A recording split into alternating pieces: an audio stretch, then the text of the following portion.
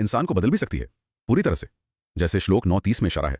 निश्चित रूप से श्लोक 9:30 तो भक्ति की परिवर्तनकारी शक्ति का आप कह सकते हैं शिखर है। कृष्ण कहते हैं कि अगर कोई बड़े से बड़ा दुराचारी भी हो, अपि चैत सुदुराचार हो, हाँ। लेकिन वो अनन्य भाव से, मतलब पूरी तरह से सिर्फ मुझे भजता है, भजते मामन्य भाग, तो उसे साधु ही मानना चाहिए, साधुएव समन्तव्यः। सच में दुराचारी को भी? हाँ, क्योंकि उसने सही संकल्प कर लिया है, सम्यक व्यवसितो ही स, उसका निश्चय सही दिशा में है। ये तो कमाल है। मतलब भक्ति और सही इरादे में इतनी शक्ति है कि वो अतीत को भी मिटा सकती है। हाँ, ये यही दिखाता है कि ईश्वर की ओर मुड़ने का वो जो दृढ़ निश्चय है ना, वो कितना शक्तिशाली है।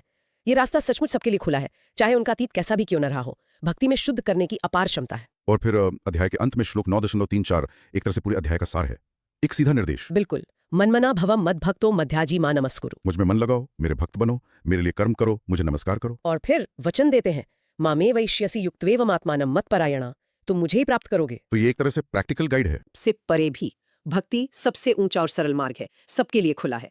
प्रेम से दी गई छोटी सी भेंट भी कबूल है, और जो पूरी तरह ईश्वर की शरण लेते हैं, ईश्वर उनकी रक्षा भी करते हैं और उन्हें पवित्र भी करते हैं। तो कुल मिलाकर अध्याय 9 का संदेश है कि अनन्य भक्ति जो सच्चे प्रेम से निकलती है वही ईश्वर तक पहुंचने का राजमार्ग है। और ये सबके लिए है। बिल्कुल।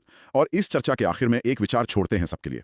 अगर श्लोक 9.26 के अनुसार प्रेम से दिया एक पत्ता भी स्वीकार्य है, और श्लोक 9.30 के अनुसार अनन्य भक्ति बड़े से बड़े दुराचारी को भी साधु बना सकती है, तो फिर हमारे रोजमर्रा के जीवन में वो जो औपचारिक पूजा पाठ होते हैं, उनसे परे इस अनन्य भक्ति का असली रूप कैसा दिख सकता है? इसे कैसे जिया जा सकता है?